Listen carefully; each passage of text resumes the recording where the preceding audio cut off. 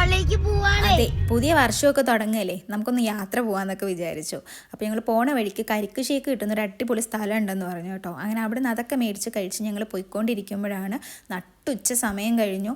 നല്ല വിശപ്പുണ്ടായിരുന്നു.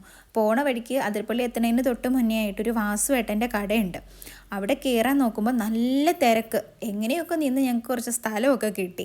ഞങ്ങളങ്ങനെ കഴിക്കാൻ വേണ്ടി ഇരുന്നപ്പോൾ ചോറും കറികളൊക്കെ കൊണ്ടുവന്ന് വെച്ചു. ഒഴിക്കാനുള്ള കറികൾ അവർ മറന്നു തോന്നുന്നു, ഭയങ്കര തിരക്കല്ലേ. അങ്ങനെ അതൊക്കെ കൊണ്ടുവന്ന് പിന്നെ തന്നു.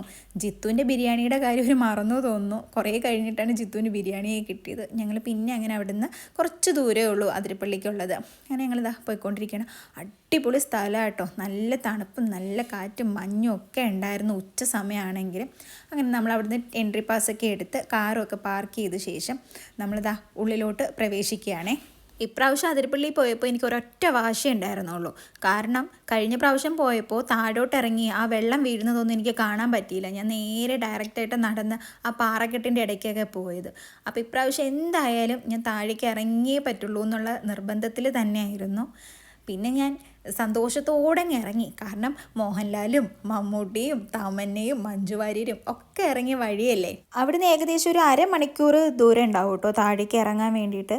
ആഞ്ഞ് പിടിക്കുകയാണെന്നുണ്ടെങ്കിൽ ഒരു 20 മിനിറ്റ് കൊണ്ടൊക്കെ നമുക്ക് താഴോട്ട് ഇറങ്ങാം. പക്ഷെ നല്ല കല്ലും ഒക്കെ ആയിട്ടുള്ള സ്റ്റെപ്പുകളൊക്കെ ആയത് കാരണം വളരെ സൂക്ഷിച്ച് വേണം ഇറങ്ങാൻ വേണ്ടിയിട്ട് കേട്ടോ. പിന്നെ നിറയെ കുരങ്ങന്മാരുള്ളതുകൊണ്ട് നമ്മൾ ഫുഡ് ഐറ്റംസൊക്കെ വളരെ സൂക്ഷിച്ച് വേണം കൊണ്ടുപോകാൻ വേണ്ടിയിട്ട്. ഞാൻ താഴേക്ക് നടന്നെത്തിയപ്പോഴേ സത്യമായിട്ട് അന്തം വിട്ടു കേട്ടോ ഈ സ്ഥലം കണ്ടിട്ട്. അതുമാത്രമല്ല, നമ്മുടെ ഈ വെള്ളച്ചാട്ടം ഒട്ടുമിക്ക സിനിമകളുടെയും ലൊക്കേഷനായിട്ടുണ്ട്. ഇപ്പോൾ തമിഴ്, മലയാളം, ഹിന്ദി, തെലുങ്ക്, കന്നഡ അങ്ങനെ ഒരുവിധം സിനിമകളിലെല്ലാം ലൊക്കേഷനായ ഒരു സ്ഥലമാണ്. പിന്നെ തിരക്കിൻ്റെ കാര്യം പറയണ്ടല്ലോ. കാരണം ഒന്നാമത് വെക്കേഷനാണ്, പിന്നെ ഇങ്ങനൊരു സീസൺ ടൈമാണ്. അങ്ങനെ ഭയങ്കര തിരക്ക് തന്നെയായിരുന്നു. ഒരുവിധം ആൾക്കാർ മുഴുവനും അവിടെ ഫോട്ടോസ് എടുക്കലും വീഡിയോസ് എടുക്കലും ആയിട്ട് നല്ല തിരക്കിൽ തന്നെ ആയിരുന്നു കേട്ടോ ആൾക്കാർ. പിന്നെ ഒരു പേടിയെന്ന് പറഞ്ഞാൽ നല്ല വെള്ളം മേളിൽ നിന്ന് കുത്തി ഒലിച്ച് വന്നു കഴിഞ്ഞാൽ രക്ഷപ്പെടുന്നത് എങ്ങനെയാണെന്നുള്ളൊരു ടെൻഷൻ മാത്രമേ ഉണ്ടായിരുന്നുള്ളൂ. കാരണം ഇപ്പോൾ ഒരുപാട് നമ്മൾ കണ്ടിട്ടില്ലേ വെള്ളച്ചാട്ടത്തിൻ്റെ ഇടയിൽ വെള്ളം വേഗം കയറി വരുന്നതൊക്കെ. അങ്ങനത്തെ ഒരു ടെൻഷൻ മാത്രമേ എനിക്ക് ഉണ്ടായിരുന്നുള്ളൂ.